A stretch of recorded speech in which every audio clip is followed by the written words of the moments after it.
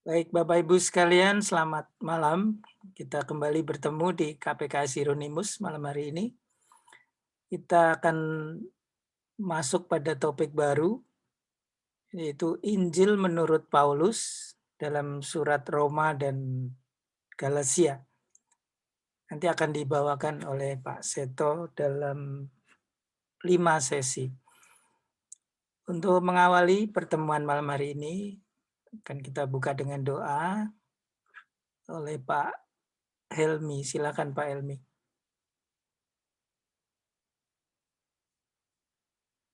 Belum di Kita ya, sudah dengar? sudah. Oke. Baik, terima kasih Pak Narto. Kita bersatu dalam doa dalam nama Bapa, Putra, dan Roh Kudus. Amin.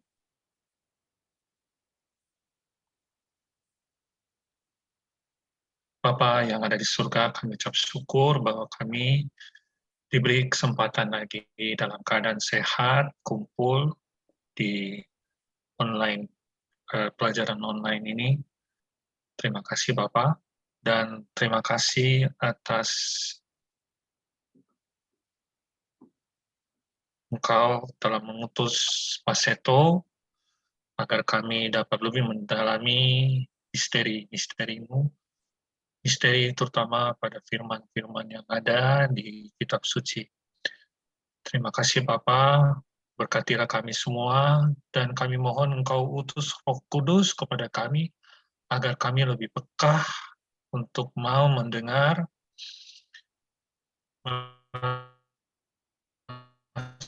merasakan apa yang disampaikan oleh Pak Seto, agar menjadi bekal buat kami dalam perziarahan kehidupan kami saat ini. Terima kasih Bapa, Yesus, dan Roh Kudus. Kemuliaan kepada Bapa, Putra, dan Roh Kudus, seperti pada permulaan, sekarang, selalu, dan sepanjang segala abad. Amin. Dalam nama Bapa, Putra, dan Roh Kudus. Amin. Amin. Terima kasih Pak Helmi. Baik Bapak Ibu sekalian, mari kita dengarkan pengajaran dari Pak Seto. Silakan Pak. Baik, terima kasih. Selamat malam Ibu, Bapak, dan saudara-saudara semua. Malam Pak. Ini mungkin temanya membuat Bapak Ibu ya menduga-duga kok ada Injil menurut Paulus, padahal yang biasa kita dengar, yang biasa kita tahu itu adalah Injil menurut Matius, Markus, dan Lukas. Nah, kalau kita membuka mempelajari ini ya, teks-teks di dalam Perjanjian Baru, itu kata Injil itu muncul di banyak tempat. Ya. Bahkan misalnya Petrus pun bicara juga tentang ini, Injil. Jadi ya, kalau kita membaca surat Petrus, kita akan menemukan apa yang dia pahami, apa yang disampaikan oleh Pak Petrus tentang Injil. Nah, kemudian Paulus juga bicara tentang Injil. Bahkan sebelum sebelum 4 orang itu menulis kitab yang kita sebut dengan Injil, itu Tuhan Yesus sudah memberitakan Injil. Nah, pertama-tama ya perlu dipahami kata Injil ini. Para rasul itu ketika pergi memberitakan Yesus, memberitakan Injil, itu tidak pernah membawa kitab. Karena ketika para rasul memberitakan Injil, kitab Injilnya saja belum ada, belum ditulis. Yang nulis Injil itu kalau misalnya Markus, Lukas, nah itu murid rasul. Yohanes memang ditulis oleh rasul gitu ya, tapi nulisnya kan jauh di belakang. Matius, ya rasul, tapi masih ada perbincangan tentang apakah dia yang pertama atau yang dia yang langsung menulis, atau Injil yang kita miliki sekarang itu ditulis berdasarkan pengajaran dari Matius. Tapi balik lagi, kita perlu perhatikan, kita perlu lihat apa yang dimaksud dengan Injil. Nah, kalau Bapak Ibu pas Rabu-Abu itu menerima abu atau menerimakan abu, itu kan ada prodiakonnya mengatakan, bertobatlah dan percayalah kepada Injil. Nah, yang dimaksudkan apa? Kalau kita menerima abu sambil mendengar kata-kata bertobatlah dan percayalah kepada Injil. Apakah di memori, di pikiran orang Katolik kalau mendengar percayalah kepada Injil itu sama dengan percayalah kepada 4 kitab pertama dalam Perjanjian Baru? Nggak pernah didiskusikan itu ya. Kalau di komunitas prodiakon didiskusikan apa enggak? Pokoknya bunyinya kayak gitu ya udah. Iya. Nah, bagaimana saya mempercayai atau menyuruh orang percaya bertobatlah dan percayalah kepada Injil sementara saya tidak tahu apa yang dimaksudkan. Nah, itu yang ngomong atau yang menyuruh nggak paham, yang mendengarkan nggak paham, tetapi kalimat itu terus diucapkan dan terus kita jawab amin. Enggak, saya tidak menyalahkan, saya tidak meremehkan, tapi saya ajak Bapak Ibu untuk melihat loh di dalam upacara di misa Rabu-Abu, kata itu juga muncul. Tapi apakah yang dimaksud itu 4 kitab? Nah, silahkan untuk satu tema untuk para prodiakon nanti ya. Kalau pertemuan prodiakon kan bisa bahas hal-hal yang seperti itu. Nah, kata Injil itu dalam bahasa Indonesia kita biasa diberitahu Injil itu kabar baik. Tetapi dari mana Injil kok sama dengan kabar baik? Nah, harus mulai kata Injil dalam bahasa Indonesia itu impor dari Arab. Injilun. Kata Arab Injilun itu sebenarnya ngambil dari bahasa Latin. Evangelium. Perhatikan evangelium. Pakai V. Orang Latin tidak punya huruf U ya. Dalam abjad Latin awal itu tidak ada huruf U. Mau V, mau U, ya hurufnya tetap saja V. Perhatikan aja itu yang ilustrasi Bapak Ibu yang parfumnya Bulgari itu nulisnya pakai V. Ya kayak gitu. Nah, kata Latin evangelium nulisnya juga pakai G loh ini. Ini dari atau ngambil dari bahasa Yunani 2 kata. EU, ingat huruf Latin nggak ada U, jadi evangelium juga bisa dibaca euangelium. Jadi kalau dalam bahasa Yunani jelas, EU itu artinya baik dan angelion itu kabar. Kata EU ini yang seringkali muncul. Bapak Ibu silahkan mengingat kata EU thanasia. EU itu baik, thanatos itu kematian. Namanya keren kan, euthanasia. Jadi EU itu baik, angelion itu kabar. Nah, kalau Tuhan Yesus memberitakan kabar baik, nah, kabar baiknya itu apa? Nah, kalau misalnya Bapak Ibu mengingat Yesus memberitakan Injil, memberitakan kabar baik. Lalu kalau membaca Matius, Markus, dan Lukas menjadi jelas kabar baiknya itu adalah kerajaan Allah sudah datang, kerajaan Allah sudah dekat. Nah, kemudian kalau keempat kitab itu disebut Injil, keempat kitab itu memberitakan kabar baik. Nah, kabar baiknya itu apa? Singkatnya, ya keselamatan yang dikaruniakan oleh Allah melalui Yesus. Itu kabar baiknya. Nah, kemudian sekarang begini Bapak Ibu, tolong membuka dulu surat Galatia bab 1.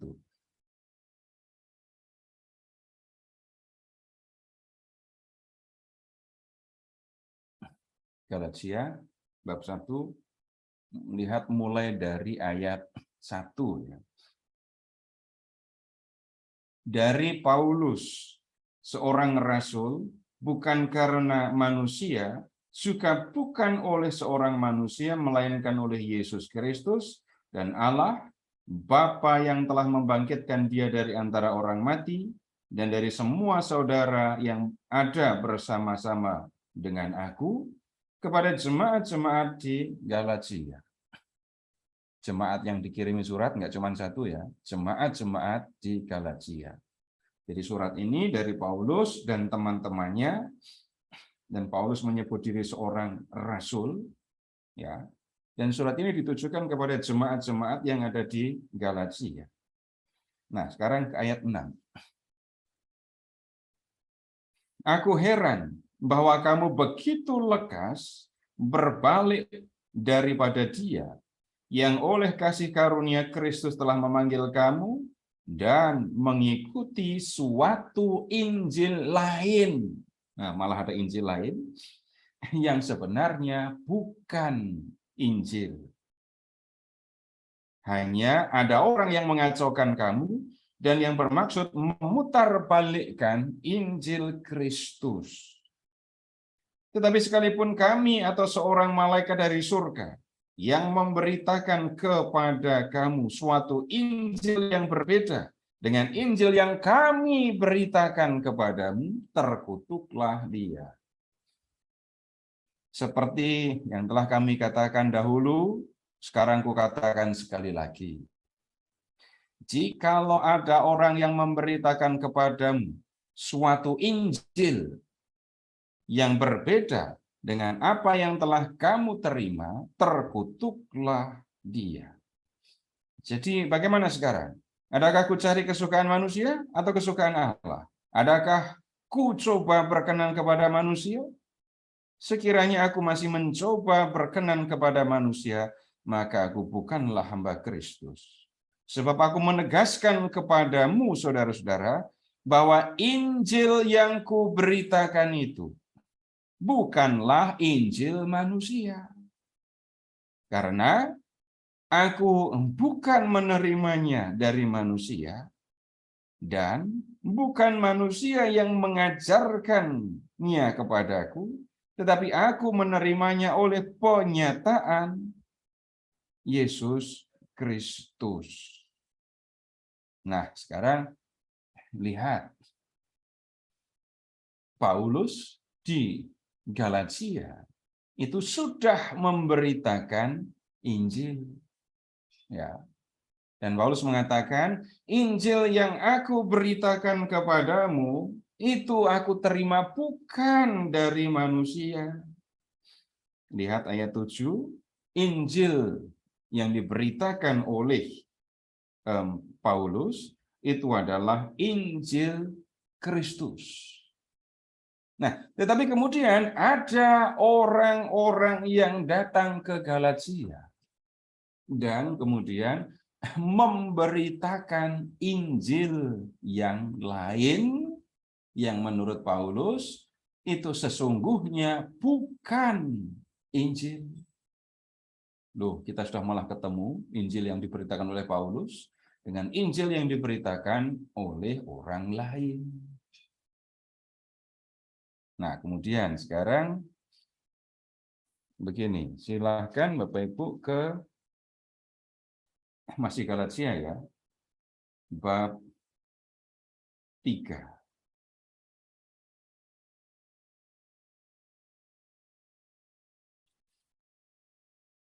Ayat 1. Hai orang-orang Galatia yang bodoh, siapakah yang telah mempesona kamu? Bukankah Yesus Kristus yang disalibkan itu telah dilukiskan dengan terang di depanmu? Hanya ini yang hendak ku ketahui daripada kamu. Adakah kamu telah menerima roh karena melakukan hukum Taurat, atau karena percaya kepada pemberitaan Injil? Adakah kamu sebodoh itu? Kamu telah mulai dengan roh. Maukah kamu sekarang mengakhirinya di dalam daging? sia-siakah semua yang telah kamu alami sebanyak ini? Masakan sia-sia. Jadi bagaimana sekarang? Apakah ia yang menganugerahkan roh kepada kamu dengan berlimpah-limpah dan yang melakukan mukjizat di antara kamu berbuat demikian karena kamu melakukan hukum Taurat atau karena kamu percaya kepada pemberitaan Injil? Nah, kalau kita memperhatikan ini ya, kalimat-kalimat yang disampaikan Paulus di bab 3, kita bisa amati di situ. Injil yang lain yang diberitakan kepada orang-orang Galatia sesudah Paulus itu berkaitan dengan hukum Taurat. Nah, sekarang kita lihat lebih rinci mengapa Paulus harus membicarakan hal yang seperti ini dan mengapa dia nanti harus menjelaskan isi kabar baik yang diberitakannya. Nah, kalau diperhatikan ini keseluruhan surat, Bapak Ibu akan menemukan begini.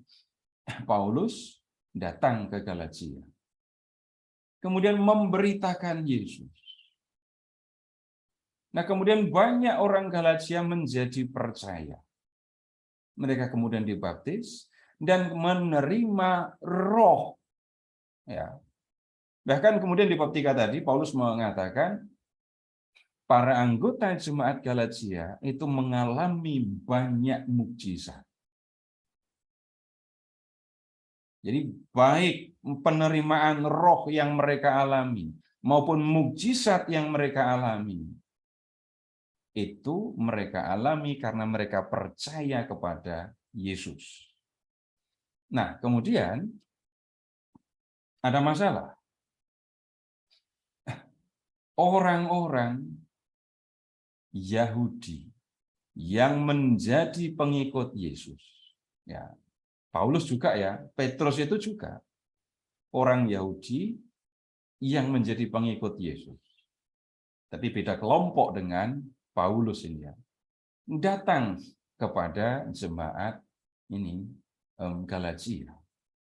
Dan mereka mengatakan begini kalau diringkas.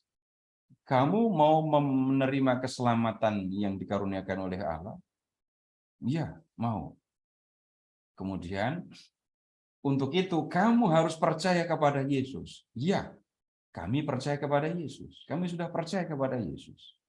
Tapi ada yang kurang. Ada yang kurang. Apa itu yang kurang? Yang kurang adalah mereka, orang-orang Galatia itu, tidak melakukan hukum Taurat. Jadi menurut orang-orang yang berseberangan dengan Paulus ini, orang yang mau memperoleh keselamatan, itu tidak cukup hanya percaya kepada Yesus. Mereka juga harus mengikuti hukum Taurat. Dan langkah awal untuk menerima atau melakukan hukum Taurat, itu ya mereka harus menerima sunat. Mereka harus disunat. Dan setelah disunat, mereka harus mengikuti hukum agama Yahudi. Nah, kemudian Bapak Ibu balik ke bab 1 ayat 6. Aku heran bahwa kamu begitu lekas berbalik dari Dia yang oleh kasih karunia Kristus telah memanggil kamu dan mengikuti suatu Injil lain yang sebenarnya bukan Injil. Nah, Injil yang lain yang dimaksudkan bukan Injil ini tadi, inilah yang diberitakan oleh para pemberita Injil dari kalangan Yahudi yang menjadi Kristiani seperti Paulus, tapi berseberangan dengan Paulus. Nah, kemudian Paulus mengatakan dia heran karena jemaat lekas berbalik Kemudian di bab 3 tadi, Paulus menyebut orang-orang Galatia itu orang-orang Galatia yang bodoh. Kenapa mereka disebut bodoh? Mereka sudah mengalami mendengar berita tentang Yesus, mendengar berita tentang Yesus, menjadi percaya, lalu memperoleh roh, mengalami mukjizat. Ya, ini kan berarti tanda cukup percaya kepada Yesus. Tapi mereka kemudian berlaku bodoh dengan menerima Injil yang lain yang mengajarkan bahwa orang juga harus mengikuti hukum Taurat. Nah, pertanyaannya, kenapa kok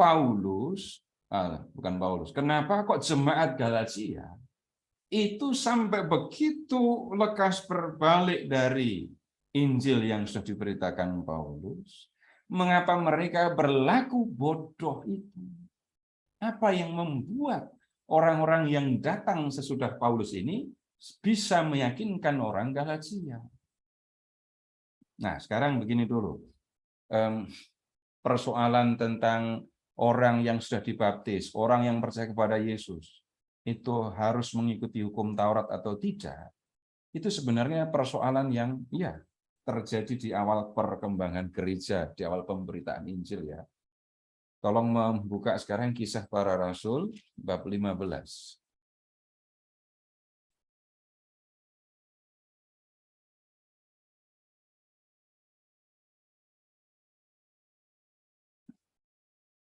Ini persoalan kita lihat ada di Antioquia. Beberapa orang datang dari Yudea ke Antioquia dan mengajarkan kepada saudara-saudara di situ, jikalau kamu tidak disunat menurut adat istiadat yang diwariskan oleh Musa kepadamu, kamu tidak dapat diselamatkan. Ini Antioquia. Sudah banyak orang Yunani yang menjadi percaya kepada Yesus. Tetapi orang-orang yang datang dari Yudea, ini sama ya, ini pengikut Yesus, anggota jemaat, pemberita Injil, tapi latar belakangnya adalah ini agama dan kehidupan sebagai orang Yahudi. Mereka melihat di Antioquia banyak orang bukan Yahudi, orang-orang tidak bersunat, yang menjadi percaya kepada Yesus dan menjadi anggota jemaat. Dan orang-orang yang datang dari Yudea itu mengatakan, enggak cukup hanya percaya kepada Yesus. Kalau kalian mau selamat, maka kalian harus disunat. Lalu hidup menurut hukum agama Yahudi. Ayat 2. Tetapi Paulus dan Barnabas dengan keras melawan dan membantah pendapat mereka.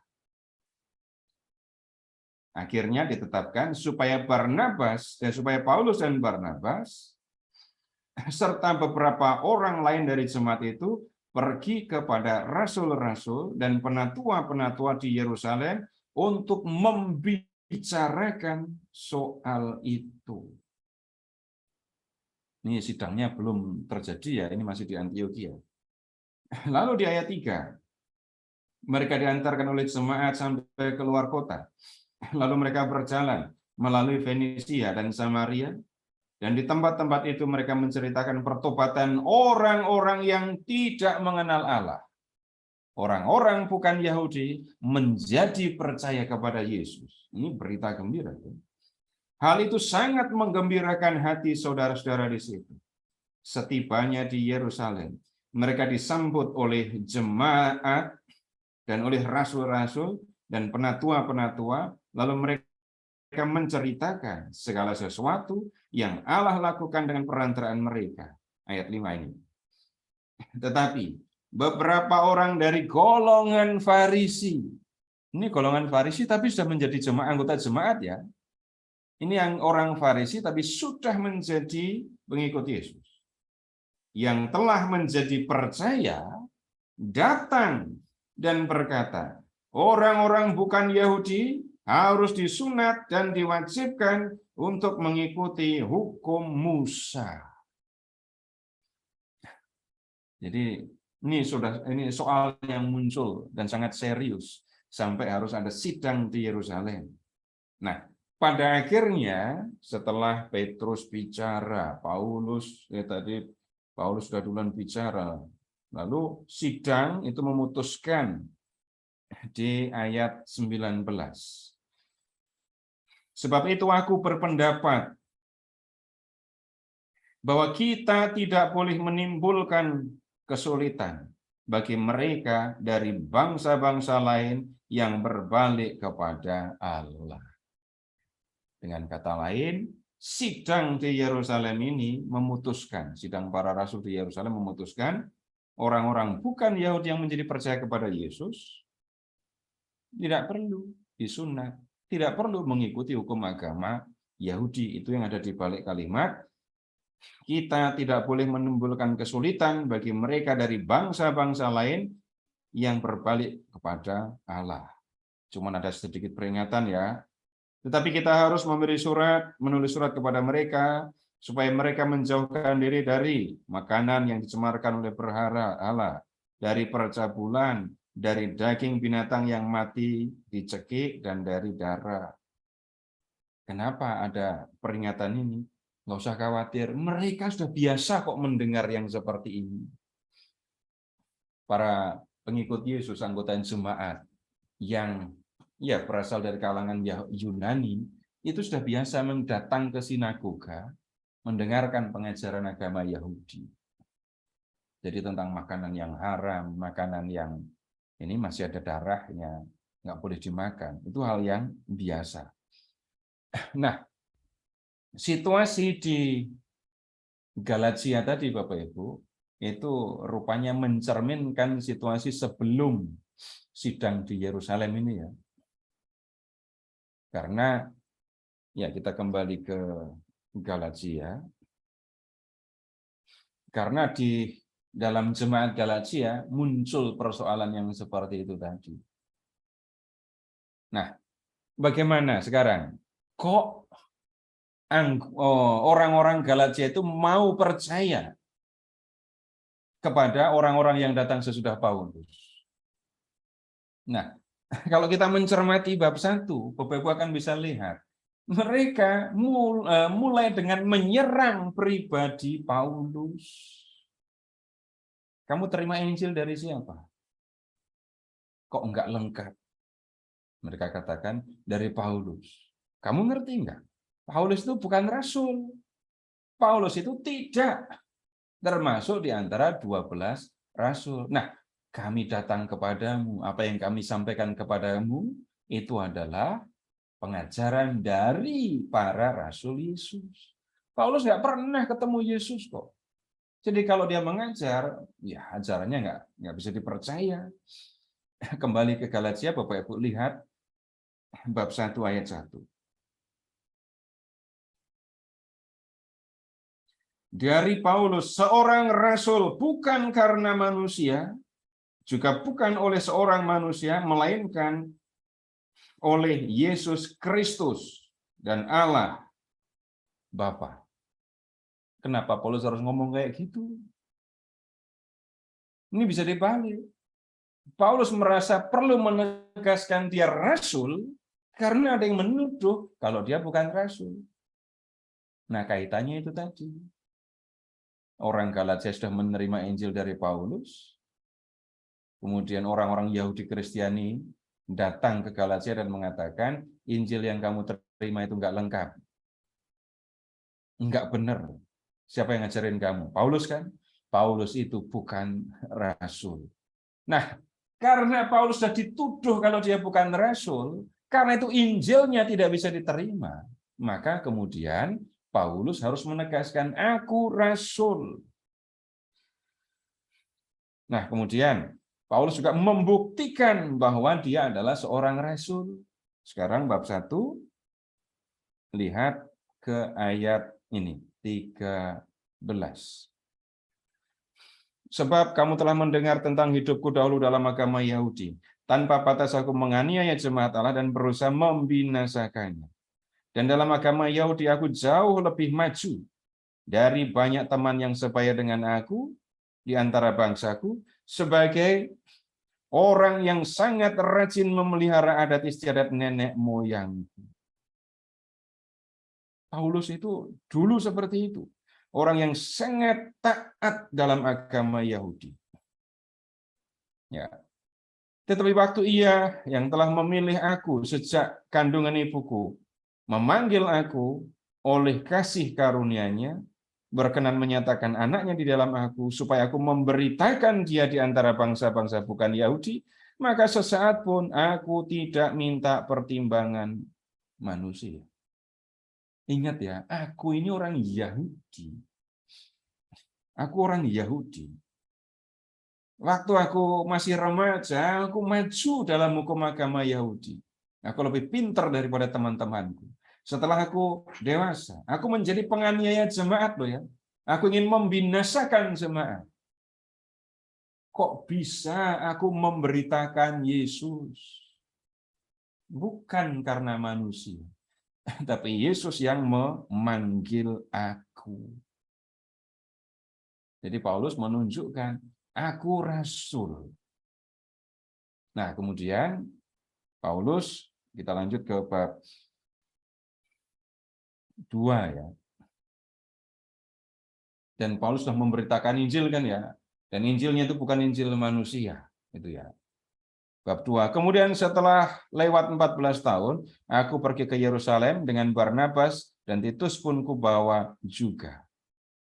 Aku pergi berdasarkan suatu penyataan, dan kepada mereka kubentangkan Injil yang kuberitakan di antara bangsa-bangsa bukan Yahudi dalam percakapan tersendiri kepada mereka yang terpandang, supaya jangan dengan percuma aku berusaha atau telah berusaha. 14 tahun setelah memberitakan Injil, Paulus cerita kepada para rasul yang ada di Yerusalem dan menceritakan apa yang diberitakannya.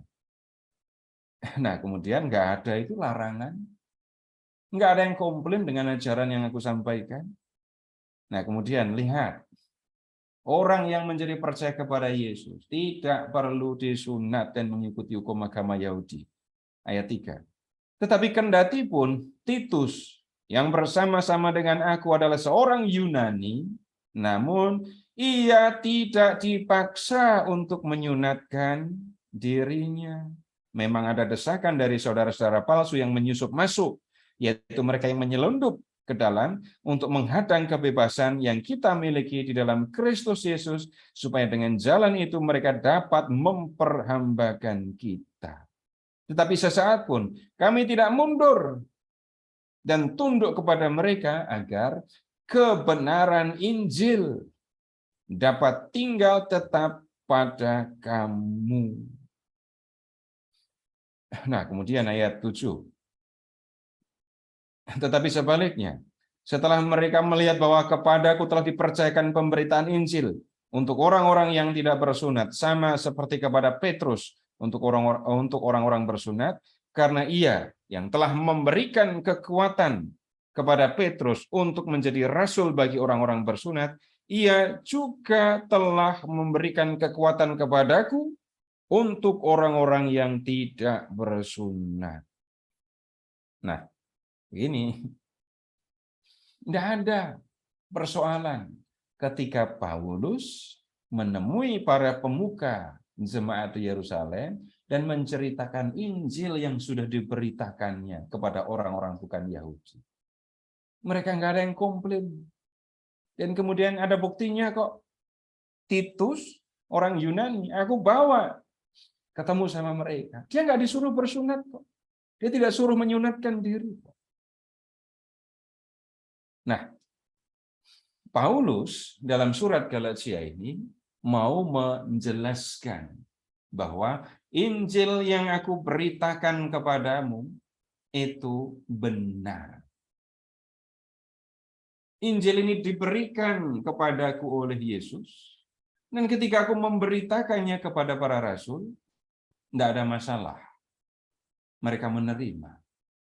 Dan kemudian karena Paulus itu dituduh bukan rasul, maka dia membuktikan.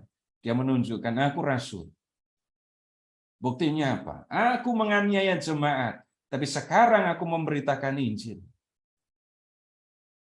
Aku dulu mau membinasakan jemaat, sekarang aku membangun jemaat di mana-mana. Itu tanda kalau aku memang rasul. Aku memang tidak seperti yang lain, 12 rasul itu ya. Ketemu Yesus, bergaul dengan Yesus selama Yesus hidup di dunia. Tapi itu tidak berarti aku tidak kenal Yesus, tidak berarti aku tidak punya relasi dengan Yesus. Nah, Injil yang diberitakan oleh Paulus kepada orang Galatia itu apa? Nah, Bapak Ibu, ini yang akan kita diskusikan dalam 4 pertemuan berikut. Nah, kita berhenti dulu Bapak Ibu sebelum ke Roma. Sebelum pindah ke melihat surat Roma, silahkan kalau ada yang mau disampaikan lebih dulu. Silakan Bapak Ibu, kalau ada yang mau bertanya mungkin.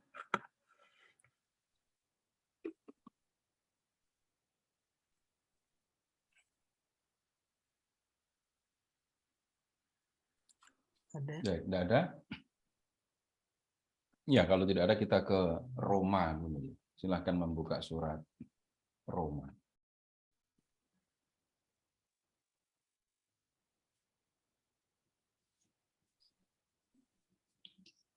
Surat Roma ini suasananya beda sekali ya dengan surat Galatia. Jemaat-jemaat di Galatia itu didirikan oleh Paulus. Jadi Paulus bicara kepada jemaatnya sendiri. Jemaat yang didirikannya. Ada nada tinggi pasti itu tadi. Bapak Ibu perhatikan isinya dan kemudian bisa membayangkan bagaimana mengucapkannya. Nah, misalnya ketika Paulus menyebut orang-orang Galatia itu bodoh, Paulus heran. Itu kan ada nada apa menyebutnya ya. Silakan Bapak membayangkan gini aja deh. Bapak Ibu yang bukan guru, pernah memarahi anak orang apa enggak? Yang bukan guru, kalau guru ini tiap hari ngurusin anak orang. Kalau marahin anak sendiri, jangan bilang biasa, bilang pernah saja ya. Kalau biasa itu sering, apalagi biasa itu sama dengan sering, nanti lo naik lagi selalu. Itu, nah, marah kepada anak sendiri. Nah, ada suasana, walaupun kata-kata saya kuat, kata-kata saya keras, tapi hati saya tidak keras kepada mereka. Itu kalau bicara kepada anak. Silahkan membayangkan itu, Paulus dengan jemaat Galatia. Nah, surat untuk jemaat di Roma itu beda. Surat kepada jemaat Roma, ya, ini ditulis oleh Paulus untuk jemaat yang tidak didirikan oleh Paulus sendiri. Jadi jemaat Roma tidak didirikan oleh Paulus. Dan ya, Paulus itu sebenarnya menulis surat ini karena mau mengunjungi jemaat, karena Paulus mau mampir aja ya, karena Paulus mau ke Spanyol. Silahkan ke Roma bab 1 dulu.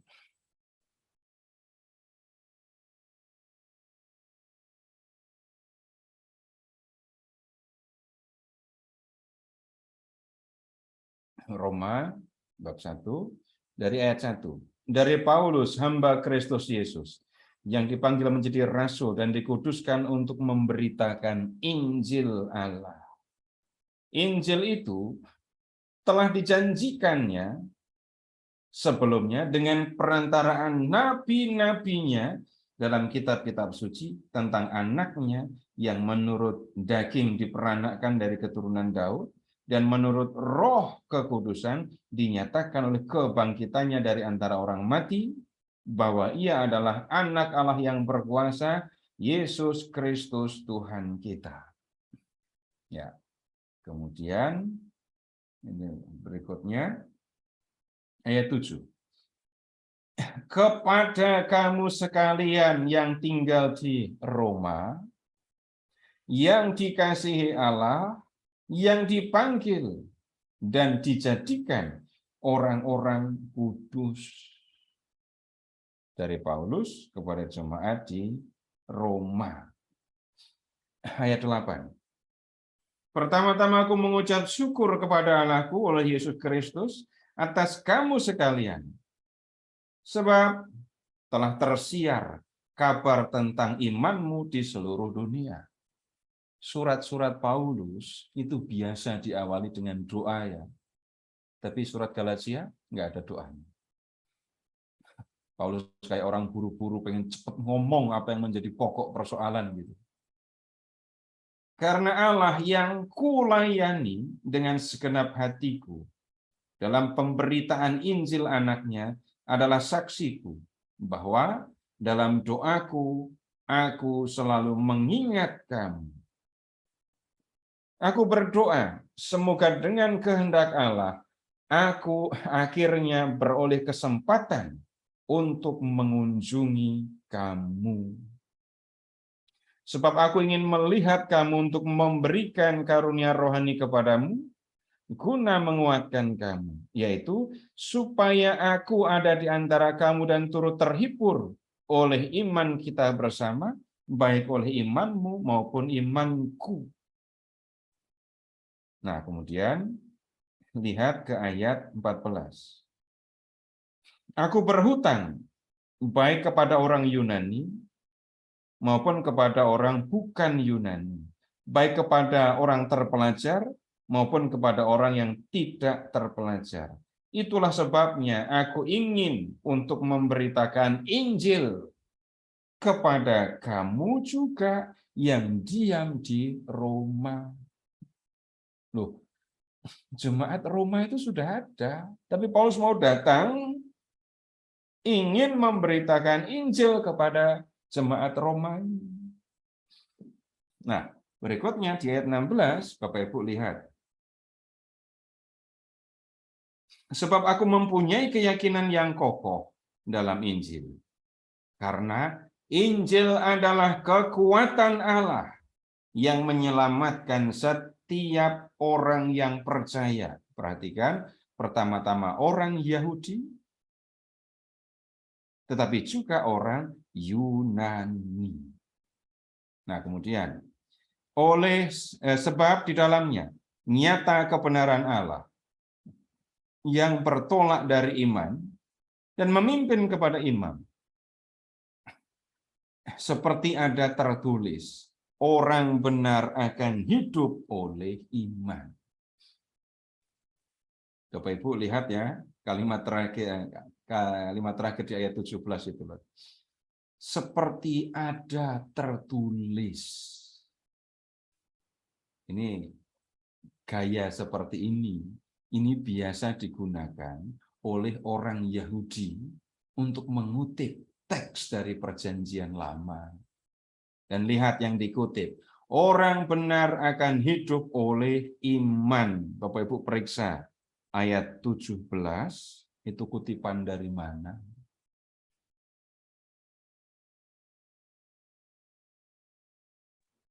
Dari kitab Habakuk. Yang bahkan kalau orang nggak pernah belajar Perjanjian Lama nggak akan menyangka, ada tuh kitab namanya Habakuk.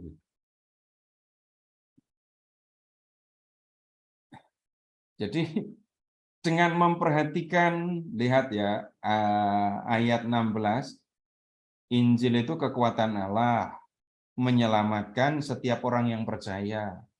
Pertama-tama orang Yahudi, berikutnya baru orang Yunani. Terus ada kutipan dari kitab Habakuk. Bisa kan Bapak Ibu langsung menduga jemaat Roma itu punya latar belakang Yahudi. Jadi dengan memperhatikan itu saja kita sudah bisa tahu. Jadi jemaat Roma yang mau dikunjungi oleh Paulus itu punya latar belakang Yahudi. Dan kemudian tadi di ayat 15 Paulus mengatakan Paulus mau memberitakan Injil kepada mereka. Nah, Bapak-Ibu, ini kontras ya. Jemaat Galatia enggak ada orang Yahudinya, diganggu orang-orang Kristiani dari kalangan Yahudi. Di Roma jemaatnya isinya orang-orang yang berlatar belakang Yahudi. Orang bisa salah paham dengan Paulus. Nanti kita akan lihat. Tapi sekarang Bapak Ibu silahkan ke surat Roma, masih surat Roma ya, bab 15. Ya, bab 15.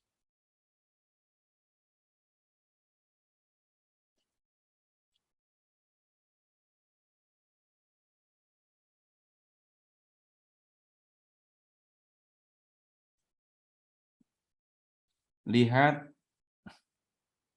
ayat 22 dan seterusnya.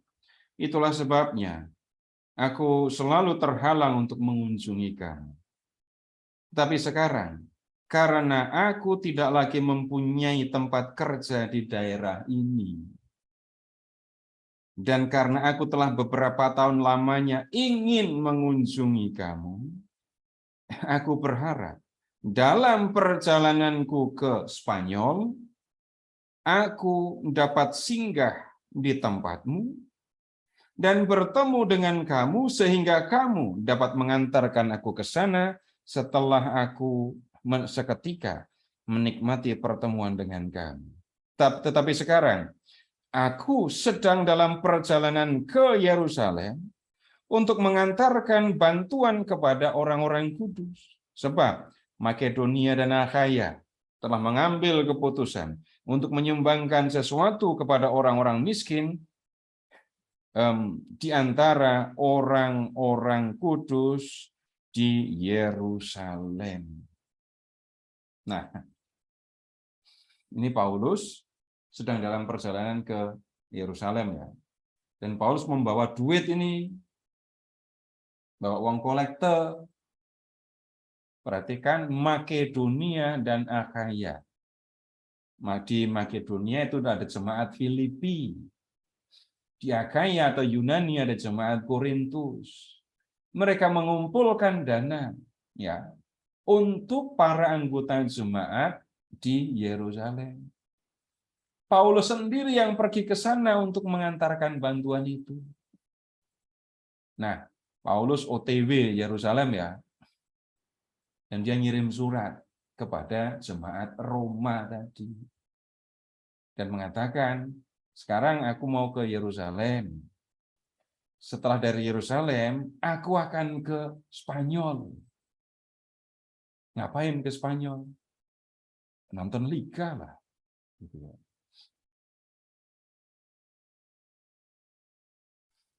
Paulus mengatakan, aku sudah kehabisan wilayah untuk memberitakan Injil di sekitar sini. Dari Yerusalem sampai ke Roma. Nah, Paulus sudah mengunjungi, memberitakan Injil di banyak tempat dan mendirikan jemaat di banyak tempat.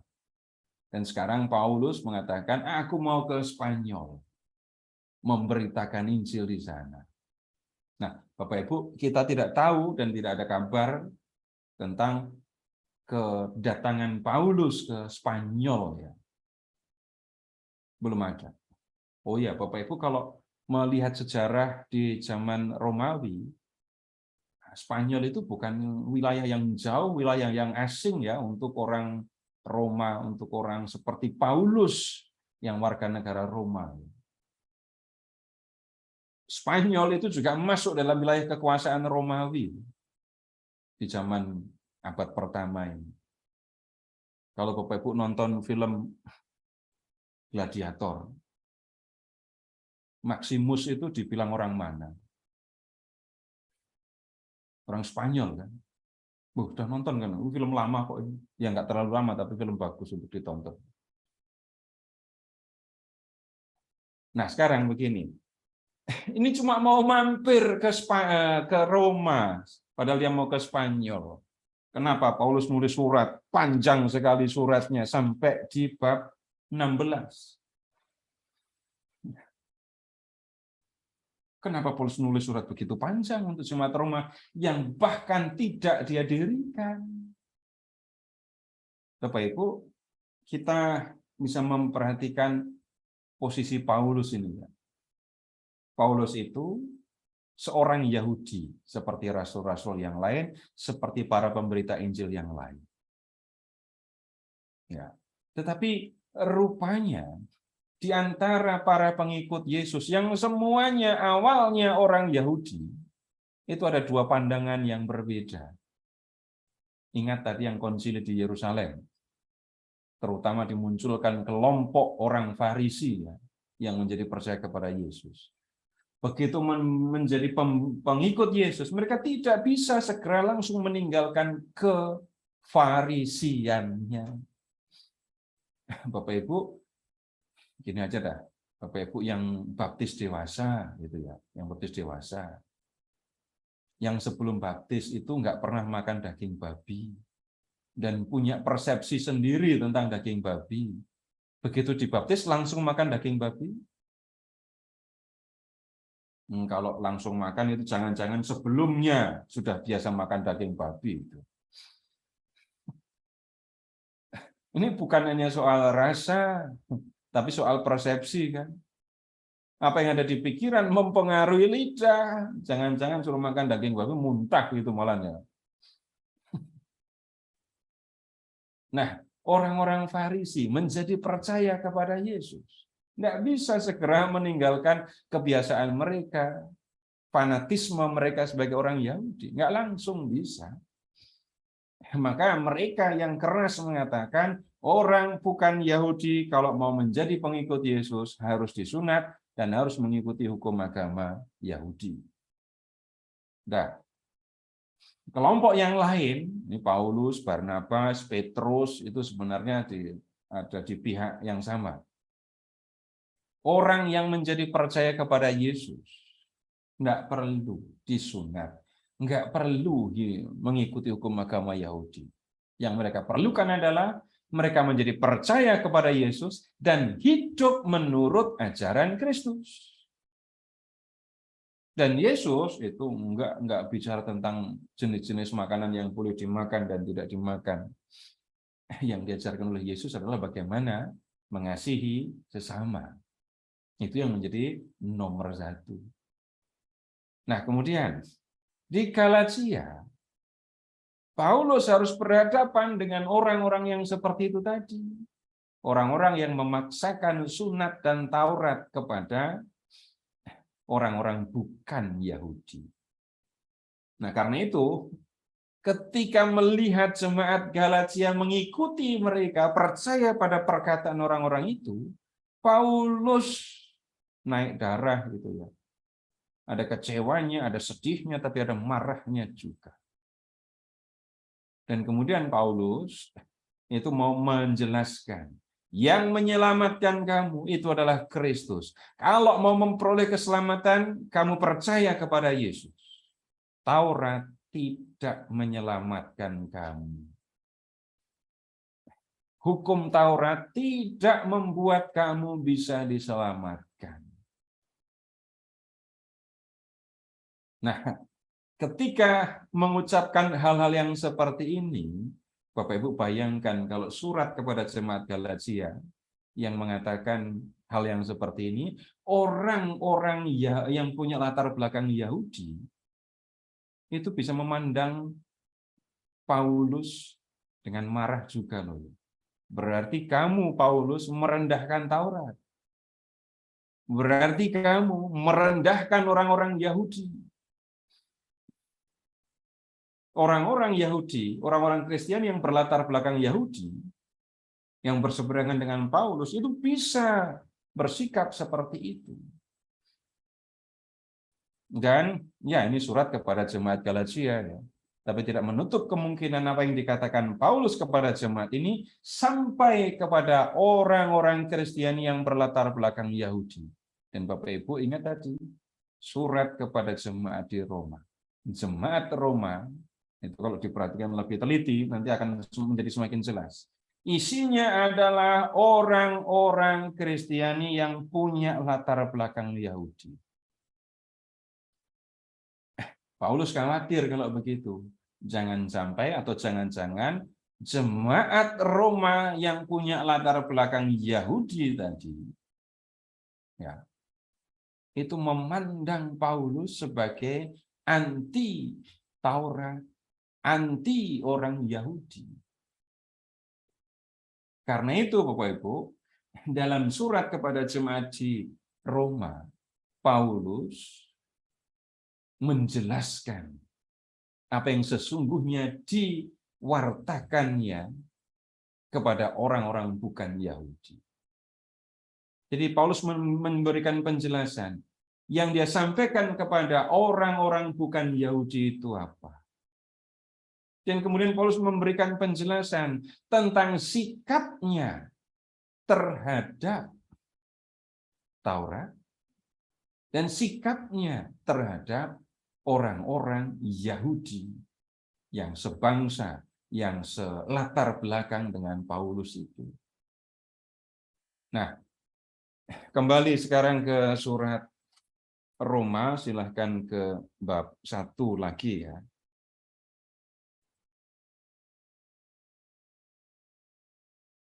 Silahkan kembali ke bab 1 lagi.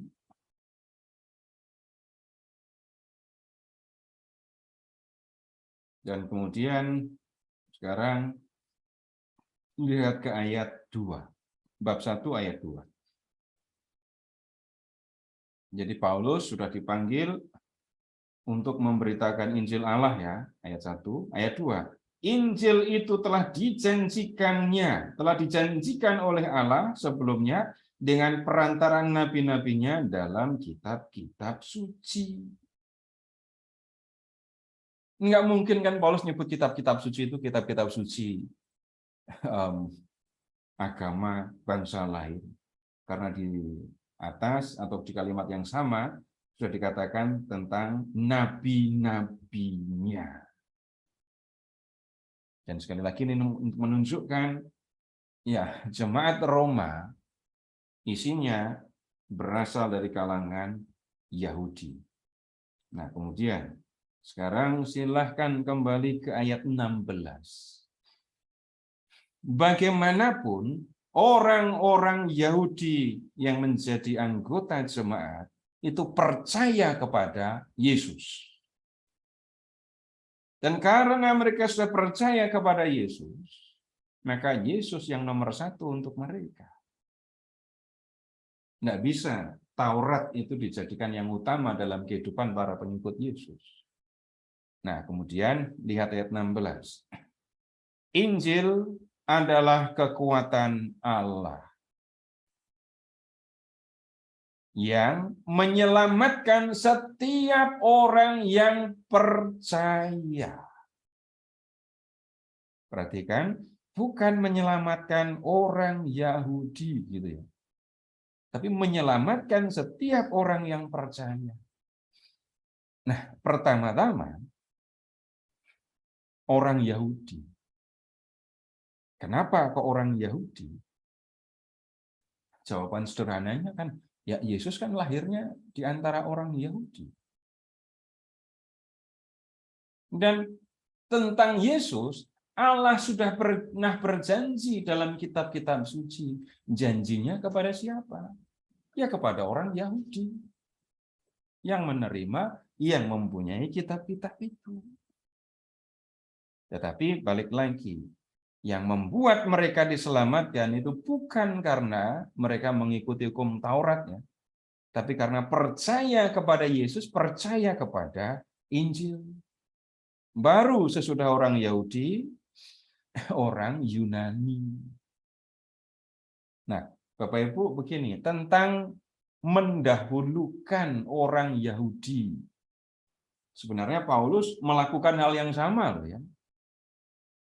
Paulus itu melakukan hal yang sama. Injil pertama-tama harus disampaikan kepada orang Yahudi, bukan orang Yunani. Nah, sekarang untuk melihatnya kita silakan beri tanda surat Roma dan kita ke kisah para rasul ya. Kisah para rasul bab 13. Ini Paulus ada di Antiokhia ya. Paulus ada di Antiokhia bab 13 dari ayat 13 ya. Lalu lihat ayat 14. Dari Perga mereka melanjutkan perjalanan. Lalu tiba di Antiokhia di Pisidia. Pada hari Sabat mereka pergi ke rumah ibadah, sinagoga maksudnya. Lalu duduk di situ.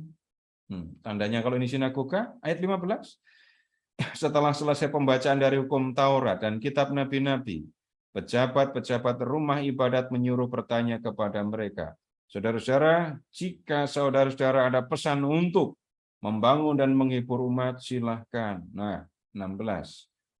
Petrus bangkit, lalu bicara tentang Yesus berdasarkan kitab suci Yahudi.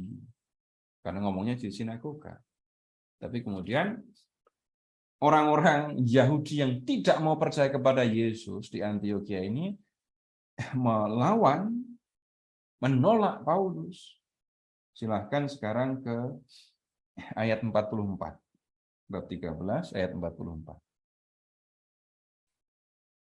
Pada hari Sabat berikutnya, datanglah hampir seluruh kota itu berkumpul untuk mendengar firman Allah. Akan tetapi, ketika orang Yahudi melihat orang banyak itu, penuhlah mereka dengan iri hati. Dan sambil menghujat, mereka membantah apa yang dikatakan oleh Paulus. Mereka membantah apa yang dikatakan oleh Paulus, ini pasti hubungannya dengan Yesus ya. Tapi lihat ayat 46. Dengan berani Paulus dan Barnabas berkata, memang kepada kamulah firman Allah harus diberitakan lebih dahulu. Tetapi kamu menolaknya dan menganggap dirimu tidak layak untuk beroleh hidup yang kekal. Karena itu, kami berpaling kepada bangsa-bangsa lain. Jadi, Paulus juga menyadari di kisah para rasul ini ya, Injil, firman Allah, kabar tentang Yesus, mula-mula harus diberitakan kepada orang Yahudi. Nah, kalau di dalam Injil, Bapak Ibu juga bisa mengingat ketika Tuhan Yesus berpesan kepada murid-muridnya ya, jangan menyimpang ke jalan orang Samaria, jalan menyimpang ke jalan yang menuju bangsa-bangsa asing. Kabar gembira harus disampaikan kepada orang Yahudi lebih dulu. Nah, sekarang kembali ke surat Roma lagi. Nah, dengan memperhatikan semua ini tadi Bapak Ibu, Paulus mau menjelaskan kepada jemaat Roma apa yang sesungguhnya diberitakan oleh Paulus. Apa yang sesungguhnya diberitakan sebagai kabar baik. Dan dengan cara seperti ini Paulus mau menunjukkan, aku tidak merendahkan orang Yahudi. Kemudian, aku tidak merendahkan hukum Taurat. Nah, contoh lain untuk bicara tentang Paulus tidak merendahkan orang Yahudi ya, silahkan ke surat Roma. Ini agak banyak sebenarnya. Dari bab 9.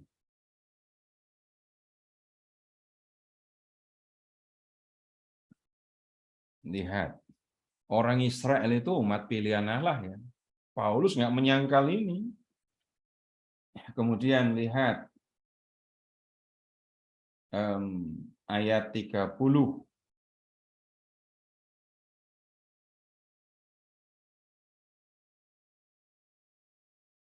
Paulus bicara tentang, oh bangsa lain selamat, tapi kenapa orang Israel malah sesat? Lihat jawabannya ya, contoh ya. Ayat 31. Tetapi bahwa Israel sungguh pun mengejar hukum yang akan mendatangkan kebenaran, tidak sampai kepada hukum itu. Mengapa tidak? Karena Israel mengejarnya bukan karena iman, tetapi karena perbuatan.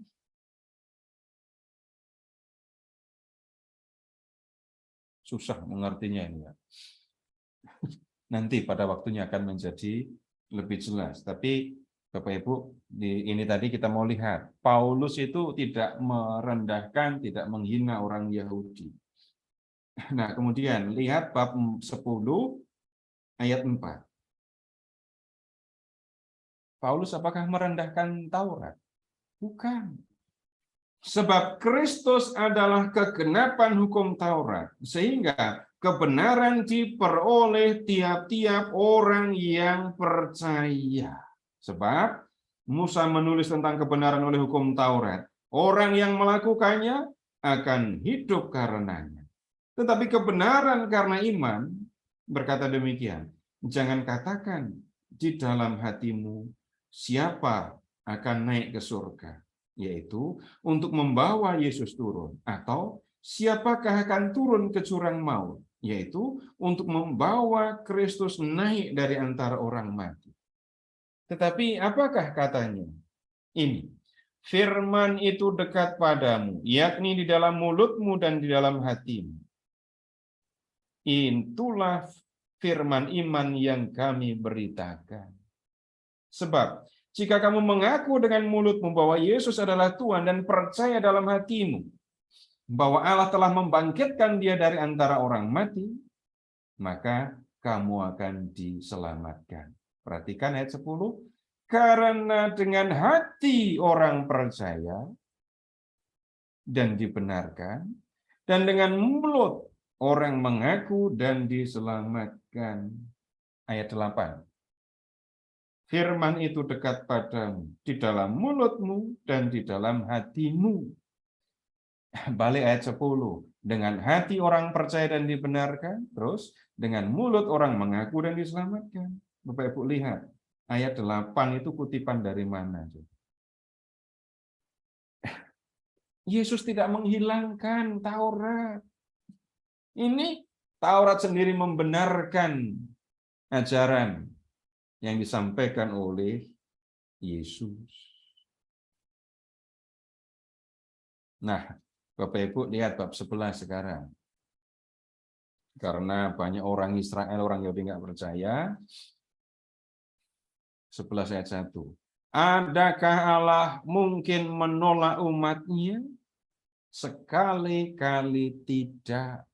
Karena aku sendiri pun orang Israel, dari keturunan Abraham, dari suku Benyamin. Allah tidak menolak umatnya yang dipilihnya. Ataukah kamu tahu apa yang dikatakan kitab suci tentang Elia waktu ia mengadukan Israel kepada Allah? Tuhan, nabi-nabimu telah mereka bunuh, mezbah-mezbahmu telah mereka runtuhkan. Hanya aku seorang dirilah yang masih hidup, dan mereka ingin mencabut nyawaku. Tetapi bagaimanakah firman Allah kepadanya? Aku masih meninggalkan 7.000 orang bagiku yang tidak sujud menyembah Baal. Kalau dilanjutkan, Bapak Ibu, tidak semua orang Yahudi tidak percaya. Ada orang-orang Yahudi yang percaya kepada Yesus. Nah, itulah sisa Israel di sini, bukan di Yesaya ya. Nah, Bapak Ibu, ini latar belakang kenapa Paulus harus bicara tentang Injil yang diberitakannya. Dan kalau kita lihat di bab 1 ayat 16 tadi, Injil itu kekuatan Allah. Injil itu menyelamatkan orang yang percaya. Nah, itu kabar baik kan? Tapi isi lengkapnya tidak cukup hanya satu sesi. Kita perlu sampai 4 sesi. Nah, Bapak Ibu, apa yang disampaikan oleh Paulus kepada jemaat di Roma itu pada prinsipnya senada dengan yang disampaikannya di surat Galatia. Hanya saja di surat Galatia Paulus bisa dikatakan emosional gitu ya. Tapi ketika menulis jemaat kepada jemaat Roma, beda suasana hatinya. Nggak ada marah, nggak ada jengkel. Dan karena itu permenungannya, ya, ketika menulis surat kepada jemaat di Roma, ada perbedaan.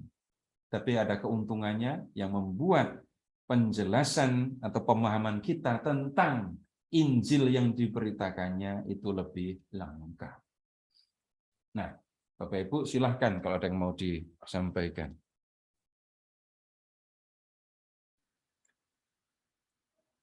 Ya, Bapak Ibu, ada yang mau bertanya?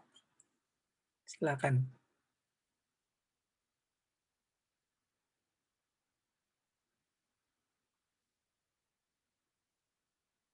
Kalau nggak ada yang nanya, saya aja yang nanya. Tolong dijawab tapi ya.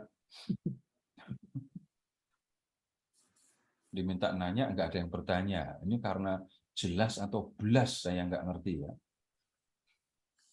Jadi kemudian sekarang pertanyaan saya, setelah Bapak Ibu mendengar pemaparan saya dengan memperhatikan surat Roma dan Galatia, Bapak Ibu mikir apa sekarang?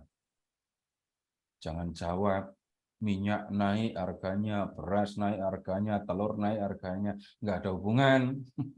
Itu ada di pikiran tapi nggak ada kaitan di sini. Silahkan kalau ada yang mau menyampaikan.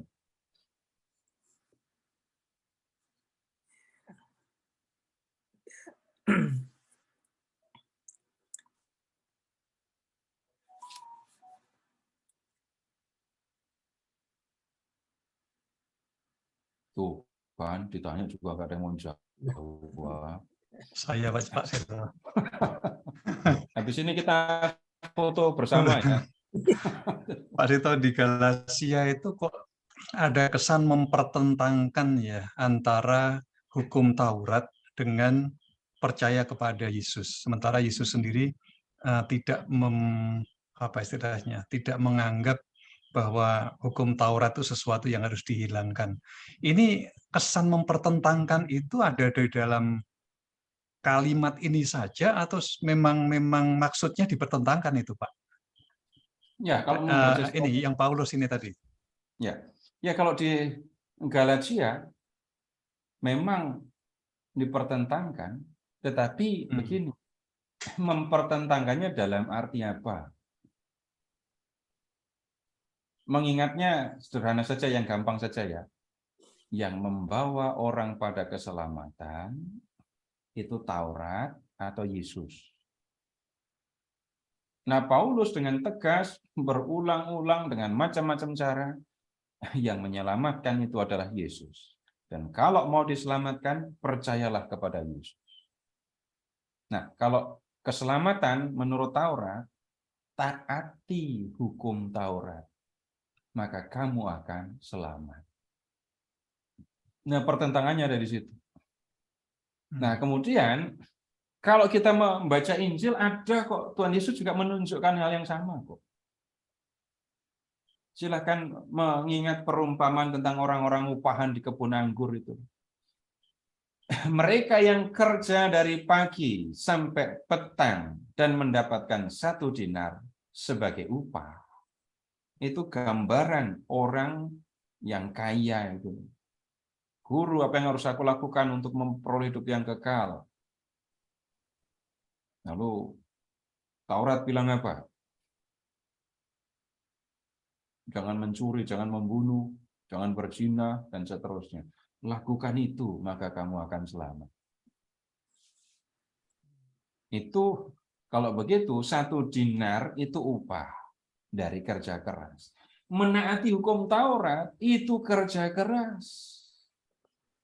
Sejak anak lahir sampai dia mati, kerja keras, menaati hukum Taurat. Dan kemudian kerajaan Allah lalu dipandang sebagai upah. Tapi kemudian murid-murid kan nanya, guru, kami ini sudah mengikuti engkau. Apa yang akan kami dapat? Para murid Yesus itu dalam perumpamaan dikiaskan dengan yang masuk kebun jam 5 sore, enggak perlu kerja berat, enggak perlu kerja keras seperti yang masuk pagi, tapi menerima 1 dinar. Dan 1 dinarnya tidak dianggap sebagai upah, karena di situ dikatakan, atau iri hatikah engkau karena aku murah hati? 1 dinar diperoleh karena kemurahan hati pemilik kebun anggur. Untuk orang yang percaya kepada Yesus, untuk orang yang mengikuti Yesus, keselamatan, kerajaan Allah atau kehidupan kekal, itu pemberian cuma-cuma karena ya Allah mengasihi, Allah mengaruniakan. Jadi di dalam Injil pun kita menemukan pemahaman yang senada. Begitu, Pak. Oke, ya. Terima kasih, Pak. Ada lagi?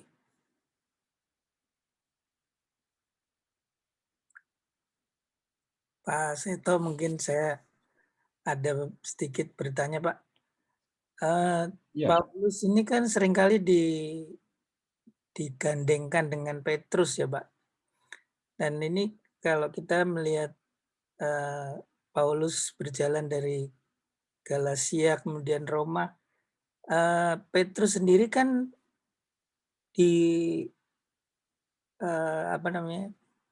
mewartakan Injilnya di Roma ya, Pak ya. Sampai ke Sampai Roma. ke Roma ya. Dan kemudian apakah memang pada akhirnya pusat dari pengembangan Kristen ini akhirnya berada di Roma ini, Pak, sampai sekarang ini? Membaca sejarahnya kayaknya enggak gitu dah, Pak. Kalau kita mengikuti kisah para rasul, pusat pemberitaan Injil mula-mula di Yerusalem kan? Iya. Setelah Yerusalem menghadapi penganiayaan, Lalu keluar ya. lalu pemberitaan Injil pindah, beralih atau tambah ya, tepatnya nambah sih. Yerusalem tetap, lalu nambah. Ya. Antioquia yang di Syria. Di situ mereka pertama kali disebut Kristiani itu. Lalu pemberitaan Injil menyebar, meluas lagi. Target yang waktu itu dituju memang Roma. Jadi Roma itu menjadi target pemberitaan Injil, harus sampai ke Roma. Lalu dalam perjalanan waktu mulailah pemberitaan Injil di Roma. Nah, kemudian setelah Roma, ini kan kekaisaran pindah ke Konstantinopolis kan ya, Konstantinopel kan ya, Turki. Nah, kemudian di situ juga ada pusat kekristenan. Ada pusat kekristenan di situ. Nah, dalam perjalanan waktu yang tahun 1000 itu, Roma, jadi ada Yerusalem, ada Antioquia, ada Roma, ada Konstantinopel, satu yang ketinggalan. Pemberitaan Injil juga ke Mesir, ke Alexandria, dan berkembang di situ. Jadi itu pun juga pusat kekristenan. Tapi kemudian pusat-pusat kekristenan ini jalan sendiri. Kalau yang tadi saya sebut, tahun 1000, itu Roma itu minta supaya yang lain nurut sama dia. Ya, yang timur Konstantinopel kan nggak mau. Nah, jadilah kemudian pusat kekristenan yang besar itu Roma dengan Konstantinopel itu. Yang lain kecil-kecil. Nah, yang berkembang pesat dan seterusnya. Nah, ini Roma, gereja Katolik yang Roma. Yang Ortodoks kan terbatas kan ya. Tapi gereja Katolik yang Roma, wah ini perkembangan penyebarannya memang ya, gitu, Pak. Ya. Kasih, Pak. Ya. Ada lagi mungkin? Sisil di chat, Pak.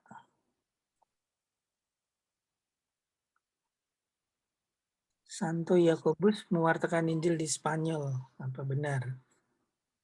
Nah, sehingga silahkan baca ceritanya itu tadi. Santiago. Menurut cerita. Nah, saya tidak banyak tahu tentang yang apa ya cerita-cerita yang macam-macam, tapi kalau di dalam teks kitab suci kita tidak menemukan. Jadi ada yang mengatakan Yakobus sampai di Roma, yang lain lagi. Nanti masih ada pertanyaan, Yakobus yang mana yang sampai ke Spanyol itu? Kalau Yakobus anak Zebedeus nggak mungkin sampai ke sana. Mati, dibunuh oleh Herodes. Nanti ketemu cerita yang lain, Thomas sampai ke India.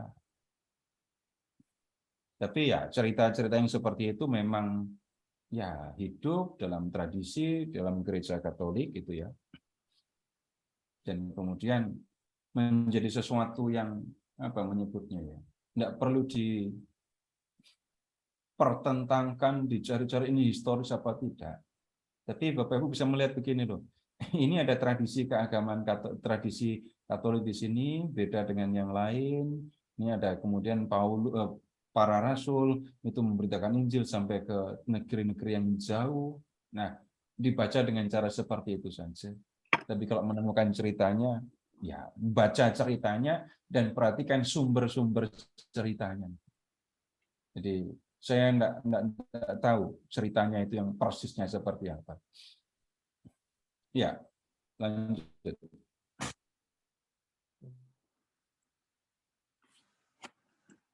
Ada lagi? Tanya Pak, Ya, Harus. Pak Narto, saya mau tanya Pak, kalau surat Paulus itu sering kita kenal dua macam itu, surat-surat Paulus dan surat-surat pastoral, itu maksudnya apa Pak? oh begini, kalau bicara tentang pembagian surat Paulus ya, Bapak Ibu lihat ada 13 surat yang ditulis atas nama Paulus. Ya, dari Roma sampai Filemon. Nah, dari 13 surat yang ditulis atas nama Paulus itu, ada yang bisa dipastikan ditulis oleh Paulus dengan tangan Paulus sendiri seperti surat Galatia atau didiktekan. Jadi Paulus mendikte, orang lain yang nulis. Ini benar-benar dari Paulus. Ini bisa dilihat Roma, Korintus,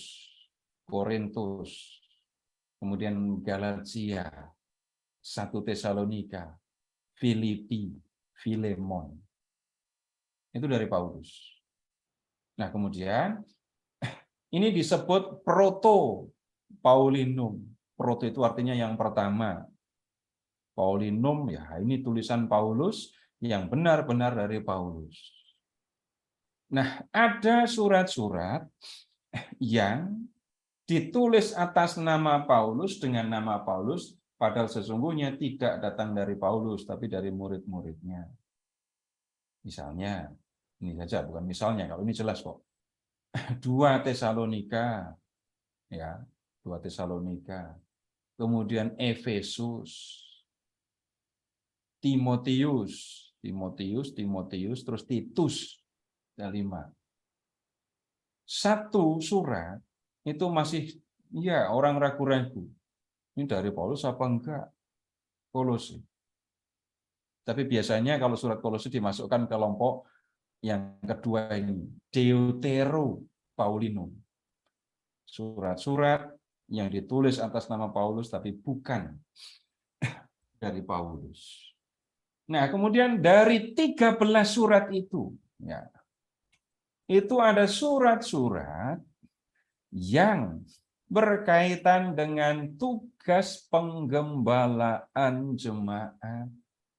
Isinya nasihat tentang para pemimpin jemaat, Timotius dan Titus.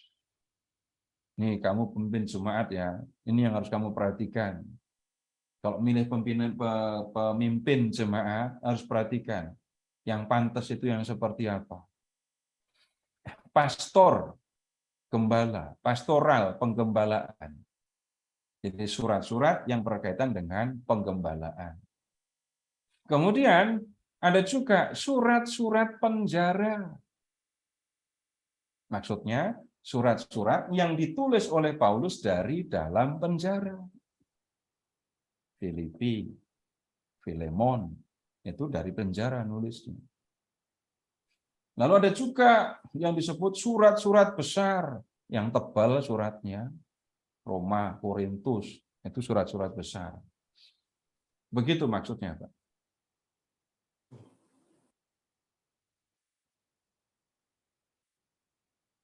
Enggak?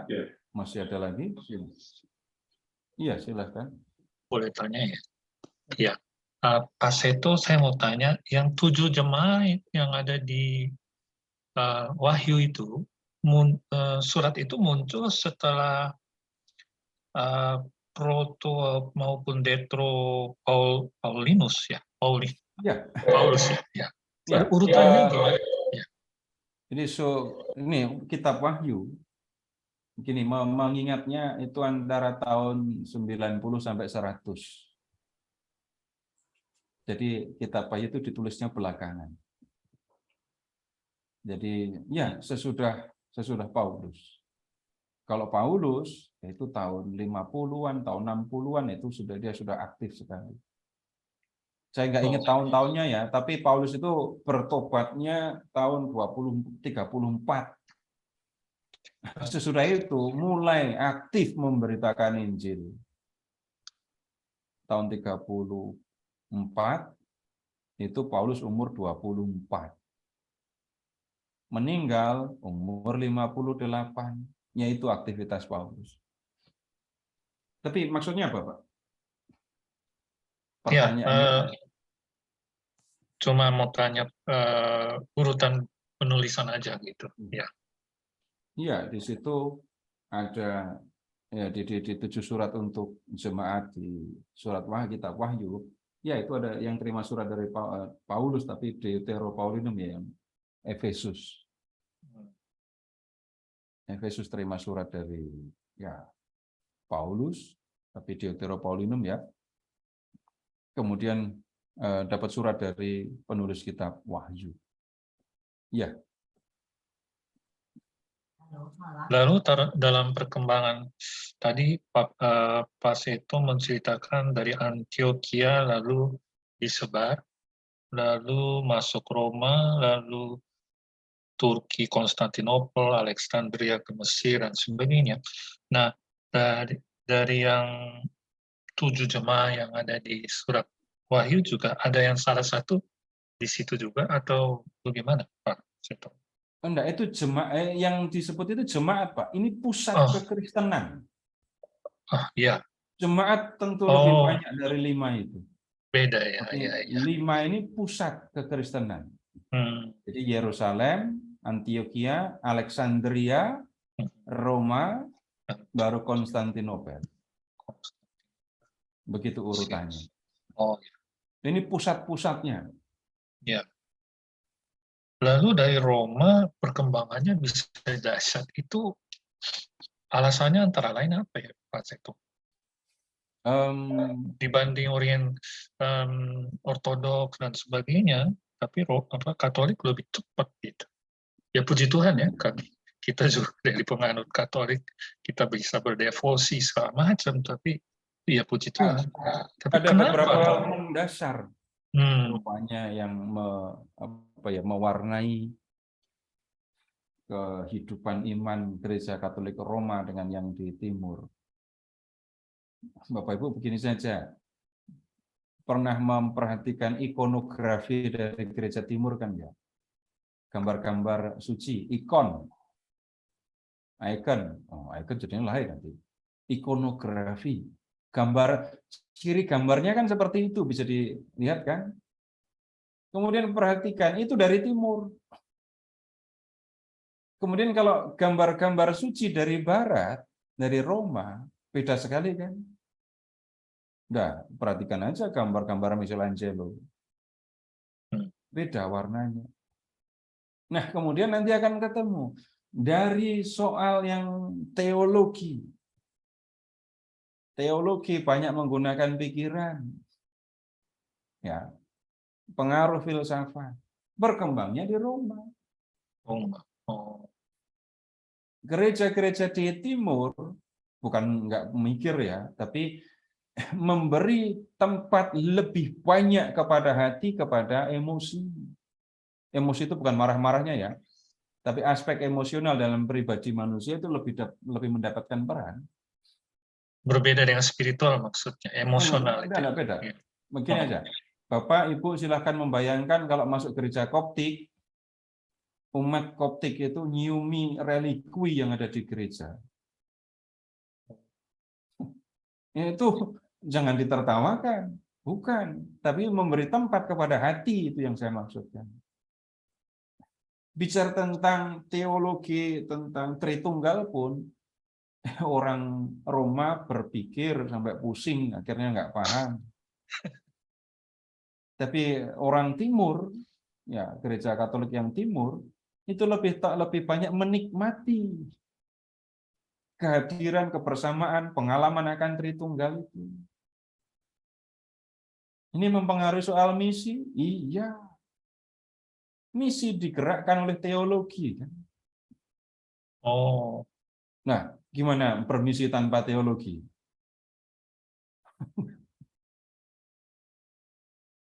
misi teologi. Dari Jadi segi pemberitaan Injil kemudian ini enggak tanpa teologi, bagaimana caranya memberitakan Injil? Iya, begitu. Jadi belajar sejarah gereja. Saya nggak banyak tahu sejarah gereja saya. Iya, ya cukup ya untuk malam hari ini kalau oh ya, sorry, ya udah besok. Ya. Jadi Bapak Ibu silahkan mulai membaca surat Galatia dulu kalau baca, baru kemudian surat Roma. Baca sebanyak yang Bapak Ibu bisa. Kita akan belajar paralel karena ada tema yang sama di dua kitab. Tapi untuk pertemuan yang berikut, silahkan melihat ini ya bab Roma bab 1 ya sampai dengan bab 3. Ya, begitu dulu Bapak Ibu untuk malam hari ini. Terima kasih. Selamat malam. Baik Pak Seto, terima kasih Pak. Malam hari ini kita diajak bersama Paulus jalan-jalan. Kita ikuti lagi berikutnya untuk sesi-sesi berikutnya masih bersama Pak Seto di surat Paulus ya. Bapak Ibu sekalian, mari kita tutup pertemuan malam hari ini dengan doa yang akan dibawakan oleh Pak Helmi. Silakan Pak Helmi. Ya, makasih. Saya lagi. Oke. Baik, kita bersatu dalam doa, dalam nama Bapa, Putra, dan Roh Kudus. Amin. Bapa kami yang dari surga, kami ucap syukur atas segala kebaikan-Mu ya Bapa, di mana malam ini kami mendapat banyak pengajaran, wawasan, pengetahuan dari Pak Seto, dan semoga kami lebih fokus untuk belajar tentang surat Roma dan Galatia, agar kami dapat terus mengikuti setiap sesi yang akan datang. Terima kasih Bapak atas kesempatan yang Kau berikan kepada kami, dan berkatilah kami semua yang ada di online, maupun yang tidak dapat hadir oleh karena satu dan lain hal. Kami berdoa agar semuanya dapat hadir kembali pada sesi yang akan datang. Terima kasih atas berkat dan anugerah yang Kau berikan kepada kami, dan kami sebentar lagi akan istirahat, agar kami dapat bisa kembali bugar esok untuk tugas sehari-hari kami mulai besok. Terima kasih Bapa, Yesus, dan Roh Kudus, kemuliaan kepada Bapa, Putra, dan Roh Kudus, seperti pada permulaan, sekarang, selalu, dan sepanjang segala abad. Amin. Dalam nama Bapa, Putra, dan Roh Kudus. Terima kasih Pak Helmi.